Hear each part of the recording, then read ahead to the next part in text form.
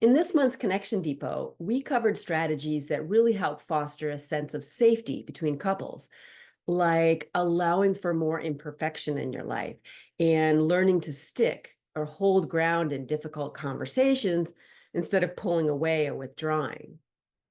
So, to add to that, here are four practices that Nick and I work on every day in as many situations as we can to build on or reinforce that safe space between us, where we can share more of our concerns or struggles before they become big problems. Number one, not overreacting or over responding to our partner's share. Now, I know it's hard, but we do our very best to not let our own emotions interfere when the other person is sharing. If we sense ourselves getting defensive, frustrated, or hear one of us start raising our voice, we simply ask for a break, regroup, and then come back to the conversation. Now, doing the work to learn how to retrain your own emotional response so that it activates less intensely is really going to help with this, which is why I always highly recommend it. But in the meantime, take breaks as you need to, use your favorite tools to calm and recenter yourself, and then come back to the conversation. Number two, we became better listeners. One of my favorite authors is David Brooks, and he describes good listening like this: listen so intently that it feels like you're burning calories. Isn't that a great description? I love it. And it really is key. If you tune out or start thinking of your response partway through listening to someone else, your connection's going to be lost. So err on the side of saying less and leaving silence. You'll get a chance to speak your thoughts when and if they ask for input, but nothing says you're safe with me like really attentive listening. Number three, we don't offer solutions or try to fix anything unless one of us asks. I know that this is a real hard one, especially when we're watching a loved one struggle. I mean, no one likes to see someone they care about in pain, right? And it can feel almost instinctive to offer advice from our past experience. But remember that in that moment that your partner is nervously sharing something they worry you might reject them for, your best role is as a partner and a friend.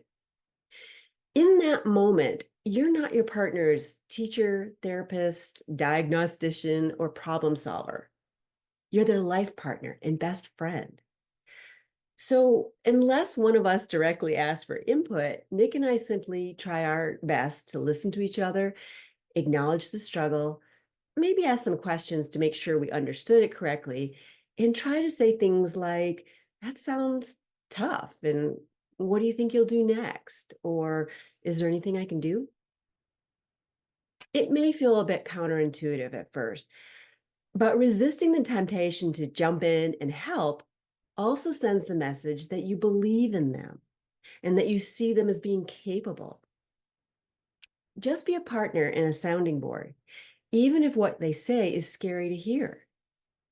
Remember, feeling safe enough to share something uncomfortable that we're thinking or feeling is sometimes enough to prevent something worse from actually happening. So keep that in mind. And number four, we slowed down and we picked up some skills. Okay, that's really two things combined, but these days we take a lot more time when we talk. We slow down our speech, and we've learned a whole new set of words and phrases to describe how we feel and try to communicate more effectively. I mean, I don't know about you, but we didn't learn any of that stuff growing up. So as adults, we sort of had to go back to school and learn it. But I'm telling you, it's really helped.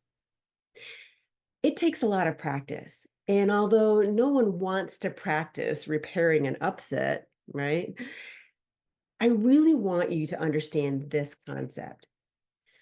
Creating relational safety is really a compounding result of hundreds of small instances where we show each other grace. And I know this can be really hard to do in the moment sometimes. I mean, no one's at their best when they're hurting.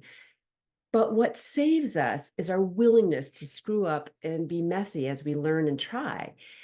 And that willingness to be messy is a result of one partner's courage to share, combined with the other partner's ability to listen and really witness what the sharing partner is experiencing. In a way, it's about both partners getting more comfortable being uncomfortable and learning to share it and hear it when we are. See you next month.